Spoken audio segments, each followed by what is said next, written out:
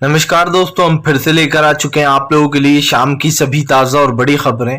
फटाफट अंदाज में एक एक कर बताएंगे आपको आज देश और दुनिया से क्या बड़ी खबरें निकल कर सामने आ रही हैं। लेकिन उससे पहले दोस्तों एक नजर डालेंगे सुर्खियों पर। प्रधानमंत्री नरेंद्र मोदी के ऊपर गरजे राहुल गांधी, बोले इतनी सीटें जिताई है कि ये सरकार हमारे एमएलए को खरीद ही नहीं पाए। जी हाँ, सबसे भ्रष्ट सरकार है बीजेपी की। वहीं पर अगली बड़ी खबर में हम आपको बताएंगे दोस्तों, अतीक के हत्यारों ने उगला, बोले हमें दिल्ली की गैंग ने दी थी गन। अब आप समझिए दोस्तों, ये नया जो है वो निकाला जा रहा है। इसमें बताएंगे क्या ये बात सच है या फिर ये सिर्फ हवाई बातें हैं। वहीं पर अगली बड़ी खबर में हम आपको बताएंगे संजय रावत का बड़ा दावा, बोले जल्द ही गिरने वाली है शिंदे सरकार। जी हां, आपको बता दें शिंदे की सरकार गिर जाएगी, संजय रावत ने ठोक दिया दावा। वहीं पर अगली बड़ी खबर में हम आपको बताएंगे दोस्तों, नीतीश कुमार का बीजेपी के ऊपर बड़ा हमला, बोले भारतीय जनता पार्टी के नेताओं की बोली गुंडे मवालियों की बोली। वहीं पर अगली बड़ी खबर में हम आपको बताएंगे दोस्तों, असदुद्दीन ओवैसी का बीजेपी के ऊपर बड़ा हमला, बोले गृह मंत्री अमित शाह मुस्लिमों का आरक्षण खत्म करने की बात करते हैं। बताएंगे दोस्तों, दरअसल कल तेलंगाना में प्रधानमंत्री गृह मंत्री अमित शाह बोले कि मुस्लिमों को जो आरक्षण मिलता है वो हम खत्म करके रहेंगे। बताएंगे आखिरकार क्यों बोला उन्होंने ऐसा। वहीं पर अगली बड़ी खबर में हम आपको बताएंगे दोस्तों, भारतीय जनता पार्टी के ऊपर जमकर गरजे कांग्रेस नेता रणदीप सुरजेवाला, बोले 40% वाली सरकार का मुंह काला होने वाला है कर्नाटक में। जी, यहाँ की जनता दौड़ा दौड़ा के भगाएगी। वहीं पर अगली बड़ी खबर में हम आपको बताएंगे दोस्तों, दरअसल आपको बताते चले अखिलेश यादव ने कर ली तैयारी, उपचुनाव को लेकर अखिलेश बीजेपी के ऊपर हुए हमलावर अतीक पर भी बोल दी बड़ी बात। वहीं पर अगली बड़ी खबर में हम आपको बताएंगे दोस्तों, ममता बनर्जी का बीजेपी के ऊपर बड़ा हमला, बोले देश को बांटना चाहती है बीजेपी, देश में हिंसा फैलाती है। वहीं पर अगली बड़ी खबर में हम आपको बताएंगे दोस्तों, कर्नाटक की रैली से राहुल गांधी की हुंकार, भारतीय जनता पार्टी का सुपड़ा हुआ साफ, कांग्रेस की एक तरफा जीत देखकर बीजेपी बौखला गई है। बताएंगे आखिरकार क्यों कर्नाटक में बीजेपी को करंट लग गया है। तो सारी खबरें फटाफट अंदाज में देंगे, एक एक कर देंगे। फिलहाल खैर चलिए बढ़ते हैं सबसे पहली और सबसे बड़ी खबर की ओर। दरअसल दोस्तों आपको बताते चले, राहुल गांधी हुए प्रधानमंत्री नरेंद्र मोदी के ऊपर हमलावर, बोले ये सरकार सबसे भ्रष्ट और सबसे करप्ट सरकार है। एमएलए खरीदने के लिए पैसा है लेकिन राज्य को चलाने के लिए पैसा नहीं है। दरअसल दोस्तों बीजेपी हमेशा एक चीज रोती रहती है कि सरकार के पास तो पैसा ही नहीं है। आप समझिए, एमएलए खरीदने के लिए सरकार के पास करोड़ों रुपए हैं लेकिन जनता के लिए सरकार के पास पैसा नहीं है। राहुल गांधी ने कहा कि ये 40% कमीशन वाली सरकार है, इसको जनता हराए। आपको बता दें राहुल गांधी ने कहा कि इस बार हम इतनी सीटें जिताइएगा ताकि बीजेपी हमारे एमएलए खरीद ही नहीं पाए। दरअसल दोस्तों पिछली बार भी कांग्रेस की ही कर्नाटक में जीत हुई थी, लेकिन आपको बता दें बीजेपी ने कर्नाटक में कांग्रेस के एमएलए खरीदकर उनकी सरकार को गिरा दिया था। यही नहीं, कर्नाटक में सरकार गिराने के बाद बीजेपी ने एक के बाद एक बड़े भ्रष्टाचार किए। सबसे पहले आपको बताते चले, जो येदियुरप्पा थे उनका सीडी कार्ड निकल कर सामने आया। सीडी कार्ड निकल के सामने आने के बाद येदियुरप्पा की जमकर फजीयत हुई। उसके बाद आपको बता दें ईश्वरप्पा का 40% वाला मामला निकलकर सामने आ गया। इन्होंने कमीशन के नाम पर लोगों की जानें तक ले ली। व्यक्ति इतना परेशान आ गया था कि इसने अपने आप को ही मार लिया और इल्जाम आया ईश्वरप्पा के ऊपर। यही नहीं दोस्तों, उसके बाद जो आखिरी तुरुप का इक्का आया बीजेपी का विश्वराज बोम्बई, उसने हिजाब को लेकर जमकर बवाल खड़ा किया। चाहे हिजाब हो, नमाज हो, मस्जिद हो, तमाम चीजों पर उसने बवाल खड़े किए। लेकिन यही नहीं, उसके ऊपर भी भ्रष्टाचार के गंभीर आरोप लग गए। लोगों ने कहा कि इस बॉम्बई को हटाओ, लेकिन बीजेपी ने बॉम्बई को अब तक नहीं हटाया, विश्वराज बॉम्बई को। सबसे बड़ी बात यह कि कर्नाटक में जब कल राहुल गांधी गरजे तो उन्होंने बीजेपी के भ्रष्टाचारों को काफी नजदीक से बताया। राहुल गांधी ने यह तक कह दिया कि बीजेपी कहती है उसके पास पैसा नहीं है, लेकिन जो एमएलए हैं उनको खरीदने के लिए करोड़ों रुपए लगा देती है। एनआरसी का बिल पास कराने के लिए दोस्तों करोड़ों रुपए पानी में फूंक दिए जाते हैं। जाहिर सी बात है, एक तरफ तो आप कह रहा हो कि हमारे पास पैसा नहीं है सरकार के पास, दूसरी तरफ आप नया संसद में पैसा झोंक रहा हो जबकि उसकी कोई जरूरत थी नहीं। फिलहाल चलिए बढ़ते हैं एक और अगली बिग ब्रेकिंग की तरफ। बता दोस्तों अगली जो बड़ी खबर निकल कर आ रही है, असदुद्दीन ओवैसी का बीजेपी के ऊपर बड़ा हमला, बोले मुस्लिम विरोधी हैं बीजेपी वाले। दरअसल आपको बताते चले दोस्तों, कल गृह मंत्री अमित शाह जो है वो तेलंगाना पहुंचे। तेलंगाना जाकर उन्होंने कहा कि हम मुस्लिमों का आरक्षण खत्म कर देंगे, ओबीसी को उनका हक देकर रहेंगे। सबसे पहली बात दोस्तों, बीजेपी का ये जो ओबीसी का नाटक है, इसकी पोल जो है वो राहुल गांधी पहले ही खोल चुके हैं। बीजेपी कहती है कि हम ओबीसी के, मानिए बीजेपी से बड़ा हितैषी कोई है ही नहीं ओबीसी का। आप देख लीजिए 2021 में जो सर्वे हुआ था, जो जातीय जनगणना हुआ था, उसको अभी तक सार्वजनिक क्यों नहीं किया गया? अगर आप ओबीसी से इतना प्यार करते हो, ओबीसी से आपको इतना लगाव है, तो आपने उस डेटा को अब तक जारी क्यों नहीं किया है? सबसे पहली बात दोस्तों। दूसरी बात, जब अडानी के ऊपर हमले हुए तो ये गृह मंत्री अमित शाह हो, नरेंद्र मोदी और तमाम बीजेपी के नेता, इन लोगों ने दोस्तों आप समझिए कहा कि अरे अडानी का वो यानी कि ओबीसी का अपमान, मोदी सरनेम का मतलब ओबीसी का अपमान। जबकि दोस्तों आप किसी भी मोदी को उठाकर देखेंगे, मतलब किसी भी मोदी को तलाशेंगे, तो इनकी जात ओबीसी है ही नहीं। ये लोग ओबीसी में आते ही नहीं है, चाहे वो नीरव मोदी हो, ललित मोदी हो, तमाम जो लोग हैं वो ओबीसी की जात में आते ही नहीं है। उसके बावजूद भी इस चीज को एक मुद्दा बनाया गया। लेकिन कल जो गृह मंत्री अमित शाह ने बोला, उसके ऊपर ओवैसी हमलावर हो गए। असदुद्दीन ओवैसी ने बीजेपी पर निशाना साधते हुए कहा कि बीजेपी मुस्लिम विरोधी है, मुसलमानों को कोई नहीं मार रहा है, वो अपने आप ही मारे जा रहे हैं। ओवैसी ने कहा कि बीजेपी के राज में भगवाधारी गुंडे जो है वो लगातार मुस्लिमों की मॉब लिंचिंग कर देते हैं, रोडों पर उनको मार देते हैं झुंड का झुंड मिलकर। लेकिन ये सब कुछ खुद ही हो रहा है, बीजेपी कुछ नहीं कर रही है। असदुद्दीन ओवैसी ने कहा कि बीजेपी का झूठ लोगों के सामने है। जुनैद और नासिर के हत्यारे अब तक फरार हैं दोस्तों, आप समझिए। और वहीं दूसरी तरफ अतीक को ये कहकर और डाला कि ये क्या है, माफिया है। लेकिन जिन लोगों ने दोस्तों लगातार, आप समझिए, जिन लोगों ने लगातार इस तरीके की चीजें की हैं, जो लोग आए दिन सड़कों पर लिंचिंग कर देते हैं, उन लोगों को बीजेपी बाकायदा बढ़ावा देती है। तो ये कहना दोस्तों गलत तो नहीं होगा कि एक तरफ तो आप जो है यहाँ पर इंसाफ की बात करते हो, दूसरी तरफ धर्म के नाम पर जज करते हो। फिलहाल चलिए बढ़ते हैं एक और अगली बिग ब्रेकिंग की तरफ। बता दोस्तों अगली जो बड़ी खबर निकल कर आ रही है, आपको बताते चले दोस्तों, भारतीय जनता पार्टी घिरी, अतीक वाले मामले में बीजेपी पर बरसे लोग। दरअसल दोस्तों आपको बताते चले, शाइस्ता और मुख्तार अंसारी की पत्नी दोनों ही फरार चल रही हैं। अब लोगों ने बीजेपी के ऊपर आरोप लगाया कि बीजेपी अब महिलाओं को भी टारगेट कर रही है।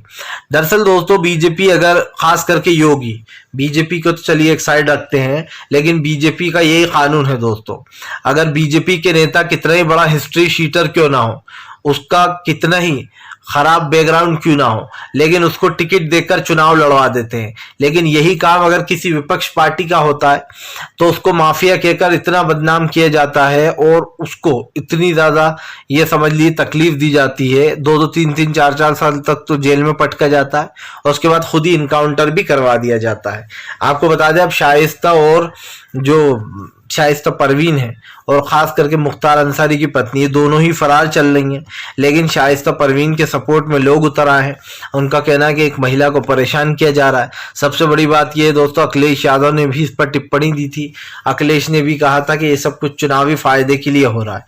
जाहिर सी बात है दोस्तों, पहले तो उसको अशरफ और अतीक को मरवाया गया, उससे पहले उसके बेटे को, और अब आप समझिए धीरे धीरे कर राम गोपाल यादव ने कहा था कि इनकी पूरी फैमिली को मरवा दिया जाएगा। राम गोपाल यादव जो कि अखिलेश यादव के चाचा लगते हैं। ऐसे में दोस्तों ये चीज साफ हो गई थी कि बीजेपी का निशाना पूरी अतीक फैमिली पर है, क्योंकि जो भी चुनाव लड़ता है बीजेपी के खिलाफ वो उसके साथ यही करती है। आप उठाकर देख लीजिए, न जाने कितने ऐसे लोगों को जेल में बंद कर रखा है जो बीजेपी के खिलाफ चुनाव लड़ती है, क्योंकि बीजेपी को बर्दाश्त नहीं होता दोस्तों, वहां पर जो प्रत्याशी जीत जाते हैं उनको लेकर बीजेपी बौखलाई भी रहती है और इसीलिए बदला लेने के लिए उनको जेलों में भेजती है। चलिए बढ़ते हैं एक और अगली बिग ब्रेकिंग की तरफ। बता दोस्तों अगली जो बड़ी खबर निकल कर आ रही है, आपको बताते चले दोस्तों, कर्नाटक में बीजेपी की निकली अर्थी, भारतीय जनता पार्टी की एक तरफा हार, बुरी तरीके से फजीयत हुई है। दरअसल दोस्तों कर्नाटक में कांग्रेस की प्रचंड जीत हो रही है और बीजेपी बुरी तरीके से कर्नाटक में हार रही है। और ये पहली बार नहीं है दोस्तों, इस बार कांग्रेस जो है वो दोहराने जा रही है, क्योंकि पिछली बार भी कांग्रेस की सरकार बनी थी लेकिन बीजेपी ने उस सरकार को गिरा दिया था। लेकिन अब अब एक चीज साफ हो चुकी है दोस्तों कि इस बार जो है यहाँ पर कांग्रेस फिर से बीजेपी के ऊपर हमलावर हो गई है। सबसे बड़ी बात यह है कि जो उनकी कमीशन वाली बात निकल कर सामने आई है दोस्तों, उसकी पोल खुल चुकी है। आप भी जानते हैं कि भारतीय जनता पार्टी जनता को कैसे बेवकूफ बनाने का काम करती है। जब खुद सत्ता में नहीं होते तो भ्रष्टाचार की बातें करते हैं, लेकिन जैसे ही सत्ता में आ जाते हैं तो खुद सबसे ज्यादा भ्रष्टाचार फैलाते हैं। सत्यपाल मलिक ने जो खुलासा किया है बीजेपी के भ्रष्टाचार का, खास करके ये कि नरेंद्र मोदी को भ्रष्टाचार से कोई परहेज नहीं है। आप समझिए, कर्नाटक में 40% कमीशन वाली सरकार को बुरी तरीके झटका लगेगा और ऐसी बुरी हार होने वाली है दोस्तों कर्नाटक में बीजेपी की कि सदियों तक बीजेपी को याद रहेगी। क्योंकि जो सर्वे निकल के सामने आया है वो साफ बताता है कि बीजेपी की, कांग्रेस की एक तरफा जीत होगी और ऐसी वैसी जीत नहीं, बम्पर जीत होने वाली है। मतलब साफ है दोस्तों, 2024 का बिगुल बज चुका है। 2024 के लोकसभा चुनाव में बीजेपी का सूपड़ा साफ होने वाला है और ये बात बीजेपी को बर्दाश्त नहीं होगी। मुझे तो अभी से दिखाई दे रहा है कि बीजेपी को दोस्तों अभी से नींद नहीं आ रही होगी। बीजेपी परेशान होगी कि अब आगे क्या होना है, आगे क्या हो सकता है। जाहिर सी बात है, कर्नाटक दोस्तों एक ऐसा राज्य है जहां से कांग्रेस को सबसे ज्यादा ताकत मिलती है और राहुल गांधी वायनाड से सांसद भी हैं। वायनाड में जो उनके लिए जन सैलाब उमड़ा है वो देखने लायक था। फिलहाल चलिए बढ़ते हैं एक और अगली बिग ब्रेकिंग की तरफ। बता दोस्तों, अगली जो बड़ी खबर निकल कर आ रही है आपको बताते चले दोस्तों, शिंदे सरकार का डेथ वारंट जारी, कभी भी गिर जाएगी सरकार, महाराष्ट्र में शिवसेना ने ठोक दिया दावा। दरअसल दोस्तों आपको बताते चले, संजय रावत ने बड़ा दावा किया है कि जल्दी ही बीजेपी की सरकार गिरने वाली है और ये कोर्ट में दोस्तों, कोर्ट के फैसले को लेकर ये चीज चल रही है। दरअसल आपको बता दें, डीवाई चंद्रचूड़ की अध्यक्षता में एक मामला दर्ज कराया गया है जिसकी देखरेख अब डीवाई चंद्रचूड़ के बेंच कर रही है। आपको बताते चले, जो 16 बागी विधायक थे उसके खिलाफ शिवसेना ने लगाया था कि इन सबको निलंबित कर दिया जाए, यानी कि उनको पार्टी से निकाल दिया गया और उनको बर्खास्त किया जाए। लेकिन आपको बताते उस वक्त क्योंकि सुप्रीम कोर्ट के जो जज थे दोस्तों कोई और थे, अब वो कोई और कौन थे ये आपको अच्छे से पता है। लेकिन आपको बता दें मामला निलंबित पड़ा है। अब इस पर जो है यहाँ पर संजय रावत का मानना है कि जल्दी फैसला आने वाला है और हमारे हक में आएगा। ऐसे में उन्होंने कहा कि बस शिंदे सरकार अब गिरने की कगार पर ही है, बहुत जल्दी शिंदे सरकार गिर जाएगी। लेकिन दोस्तों बात यह है कि शिंदे सरकार गिरे या ना गिरे, एक चीज तो तय है, शिंदे सरकार नहीं भी गिरती है जब भी वहां पर अगाड़ी की सरकार आने वाली है। क्योंकि जो महाराष्ट्र का भी सर्वे है वो यही बताता है कि महाराष्ट्र में जो है यहाँ पर मिली जुली यानी कि जो अगाड़ी की सरकार है, एमवीए की सरकार आएगी। ऐसे में दोस्तों बीजेपी के लिए महाराष्ट्र भी एक चुनौती बना हुआ है। मध्य प्रदेश में भी जल्द ही चुनाव होने वाले हैं। ऐसे में महाराष्ट्र, मध्य प्रदेश या फिर तेलंगाना हो, तमाम उन राज्यों में बीजेपी अपना डेरा डालने की कोशिश कर रही है। हालांकि जिन राज्यों में कांग्रेस दोहराने वाली है अपना इतिहास, उसमें कर्नाटक आता है, राजस्थान आता है और छत्तीसगढ़ आता है। बताया जा रहा है इन तीनों जगहों पर कांग्रेस फिर से अपनी सरकार को दोहराएगी। लेकिन जाहिर सी बात है, कांग्रेस ने काम अच्छे किए हैं, चाहे वो छत्तीसगढ़ हो या फिर राजस्थान हो। अशोक गहलोत की अध्यक्षता में लोगों ने काफी सही काम किया और मैं कहता हूं बीजेपी तो जहां जहां है दोस्तों वहां वहां भ्रष्टाचार की झड़ी लगी हुई है। चलिए बढ़ते हैं एक और अगली बिग ब्रेकिंग की तरफ। बता दोस्तों, अगली जो बड़ी खबर निकल कर आ रही है, नीतीश कुमार का बीजेपी के ऊपर बड़ा हमला। बोले बीजेपी वाले ऐसे शब्दों का इस्तेमाल करते होंगे, हम नहीं करेंगे। दरअसल दोस्तों आपको बताते चले, बीजेपी के जो नए अध्यक्ष बनाए गए हैं बिहार के सम्राट चौधरी, उन्होंने नीतीश कुमार पर हमला बोलते हुए कहा कि फिलहाल हम नीतीश कुमार का राजनीति को मिट्टी में मिला देंगे, नीतीश कुमार को मिट्टी में मिला देंगे। जिसके बाद सूबे की सियासत तेज हो गई। नीतीश कुमार को मिट्टी में मिलाने वाले बयान पर नीतीश भड़क गए। नीतीश ने कहा कि ये लोग कुछ भी बोलते रहे, हम कभी कोई जवाब नहीं देते। लेकिन नीतीश कुमार ने कहा कि फिलहाल अपनी बोली पर रोक रखना चाहिए, इनको जो करना है करें, हमें जहां मिट्टी में मिलाना है मिला देना। जाहिर सी बात है दोस्तों, राजनीति में भी एक भाषा होती है और उस भाषा का सही से यूज करना चाहिए। लेकिन बीजेपी के लोगों को भाषा का यूज करना सही से आता कहाँ है। आप समझिए, जो मुंह में आता है बीजेपी के नेता तमाम लोग बोल देते हैं। वो अगर आप किसी एक चीज को दोस्तों जज करने लगेंगे तो आप जजमेंटल कहलाएंगे। लेकिन दोस्तों अगर बीजेपी के नेताओं को आप जज करेंगे तो आपके पास बस एक ही सवाल निकल कर आएगा, वो बीजेपी का भ्रष्टाचार और बीजेपी की दोस्तों जिस तरीके से बीजेपी के नेता बोलते हैं, इनकी बोली पर लोग कहते हैं बोले ना तो ही अच्छा। क्योंकि जाहिर सी बात है, के नुपुर शर्मा हो दोस्तों, या फिर तमाम वो बीजेपी के नेता, वो सब लोग एक ही तरीके की बातें करते हैं और इसीलिए कहीं ना कहीं बीजेपी के ऊपर हमलावर हो गए हैं नीतीश कुमार। नीतीश कुमार का कहना है कि फिलहाल बीजेपी ने जानबूझकर जो है ऐसे लोगों को पार्टी में भर रखा है जो इस तरीके की भाषा का यूज करते हैं। फिलहाल नीतीश कुमार कुछ भी सोचे दोस्तों, लेकिन एक चीज तो साफ हो चुकी है कि अब देश में कहीं ना कहीं बदलाव की जरूरत है। फिलहाल चलिए बढ़ते हैं एक और अगली बिग ब्रेकिंग की तरफ। बता दोस्तों अगली जो बड़ी खबर निकल कर आ रही है आपको बताते चले दोस्तों, अतीक के हत्यारों ने कबूला, बोले फिलहाल हमें दिल्ली की एक गैंग ने दी थी पिस्टल। लेकिन इस बात में दोस्तों कितनी सच्चाई और कितनी नहीं ये आप भी जानते हैं। दरअसल दोस्तों अतीक के जो 3 हत्यारे हैं बताया जा रहा है, उसमें जो एक हत्यारा है उसने ये कबूला है कि फिलहाल मुझे दिल्ली की एक गैंग ने ये पिस्टल दी थी एक गैंग के आदमी को मारने के लिए। दोस्तों आप समझिए ये बात कुछ सर से ऊपर नहीं गुजर रही है कि दिल्ली की एक गैंग ने इस बंदे को एक पिस्टल दी, और वो पिस्टल कहाँ की थी? तुर्की की थी, जो कि हमारे भारत में लगातार वो पिस्टल बैन है। मतलब भारत में उसका यूज नहीं किया जा सकता इंडिया में, लेकिन उसके बावजूद भी दोस्तों इन तीनों आरोपियों के पास वो पिस्टल मिली। यही नहीं दोस्तों, वो पिस्टल काफी महंगी है। अब आपको बताते चले इस पिस्टल को लेकर जो मामला था उसमें 3 आरोपियों में से जो एक आरोपी है दोस्तों, उसने कबूला है कि फिलहाल ये पिस्टल मुझे एक दिल्ली की गैंग ने दी थी, जिसने गैंग के व्यक्ति को मारने के लिए मुझे दी गई थी। लेकिन दोस्तों आप समझिए ये बात सर से ऊपर जा रही है। दिल्ली की गैंग ने इसको पिस्टल दी दिल्ली और एक गैंग को ही मारने के लिए, तो फिर ये अतीक को मारने क्यों आ गया? आप समझिए अगर कोई ये कह दे कि भैया हम जो है इससे भी बड़े वो बनना चाहते थे, अतीक से भी बड़े बदमाश बनना चाहते थे, तो ये बात दोस्तों कहीं से कहीं तक मतलब आपको सेंसेबल लगेगी ही नहीं। कोई पुलिस के बीच में जाकर किसी को मार ही नहीं सकता है, कितना ही बड़ा गुंडा क्यों ना हो दोस्तों वो, आप समझिए। लेकिन ये तीनों खुलेआम गए, इनको पता था कि इनको कोई भी वहां पर गोली नहीं मारेगा, इन तीनों के ऊपर फायरिंग नहीं होगी और ये तीनों जिंदा भी रहेंगे, क्योंकि सरकार ने जिसने भी इन्हें भेजा दोस्तों, सरकार में जो लोग हैं वो लोग अच्छे से जानते थे कि किसको अतीक को मारने की बाकायदा इन लोगों को वो दी गई है। क्योंकि विपक्ष लगातार ये आरोप लगा रहा है कि ये सब कुछ एक स्क्रिप्टेड लग रहा है, यानी कि ये सब कुछ कहानी की तरह है, फिल्म की तरह दिखाई दे रहा है।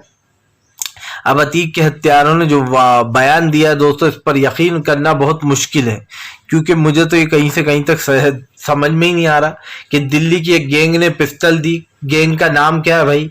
कौन सी गैंग है? किस गैंग को मारने के लिए दिया? ये सारे सवाल कौन पूछेगा? फिलहाल चलिए बढ़ते हैं एक और अगली बिग ब्रेकिंग की तरफ। बता दोस्तों अगली जो बड़ी खबर निकल कर आ रही है आपको बताते चले दोस्तों, सचिन पायलट हुए बागी। सचिन पायलट ने फिर से साधा अशोक गहलोत के ऊपर बड़ा निशाना। दरअसल आपको बताते चले सचिन पायलट ने कांग्रेस के नेता अशोक गहलोत को घेर लिया। आपको बता दें राजस्थान के सीएम अशोक गहलोत को घेरते हुए कहा कि हमने जनता से वोट इसलिए नहीं मांगा था कि हम जनता के वादों को पूरा ना करें। आपको बता दें सचिन पायलट ने कहा कि फिलहाल अब तक वसुंधरा राजे के ऊपर कोई भी कार्रवाई नहीं हुई है, जबकि हमने ये वादा किया था कि जैसे ही हमारी सरकार बनेगी तो हम वसुंधरा राजे के ऊपर कार्रवाई करेंगे। दरअसल दोस्तों आपको बता दें माना जाता है अशोक गहलोत के वसुंधरा राजे जो कि बीजेपी की पूर्व सीएम रह चुकी हैं, उनसे काफी अच्छी दोस्ती ताल्लुकात है। लेकिन जो सचिन पायलट हैं वो लगातार जो है उनके पीछे पड़े हुए हैं वसुंधरा राजे के कि उनके ऊपर कार्रवाई होना चाहिए। लेकिन मामला सिर्फ ये नहीं है दोस्तों कि वसुंधरा राजे के ऊपर कार्रवाई होना चाहिए या नहीं होना चाहिए। मामला ये है दोस्तों कि सचिन पायलट के सुर लगातार शुरू से बागी चल रहा है और इस चीज को लेकर कांग्रेस उनको कई बार चेता भी चुकी है। लेकिन ये साफ दिखाई दे रहा है कि इस वक्त सचिन पायलट के मन में दोस्तों कुछ और ही चल रहा है। सचिन पायलट सब जानते हैं कि अशोक गहलोत और सचिन पायलट के बीच में 36 का आंकड़ा है। इसी बीच में सचिन पायलट ने कांग्रेस की सरकार गिराने की कोशिश भी की थी। उन्होंने पूरी कोशिश की थी कि यहाँ पर वो बीजेपी की सरकार बना दें और बीजेपी उन्हें बना देती सीएम। सिंपल सी बात है, जैसे एकनाथ शिंदे महाराष्ट्र में बना वैसे ही दोस्तों यहाँ पर जो है इनको बना दिया जाता सचिन पायलट को, अगर ये सही तरीके से सरकार गिरा देते तो। लेकिन सचिन पायलट कने सही से आंकड़े थे नहीं, इसीलिए ना वो घर के रहे ना घाट के रहे और उनकी बुरी तरीके से फजीयत भी हो गई। यही कारण जो अशोक गहलोत ने अब सचिन पायलट को दोस्तों साइडलाइन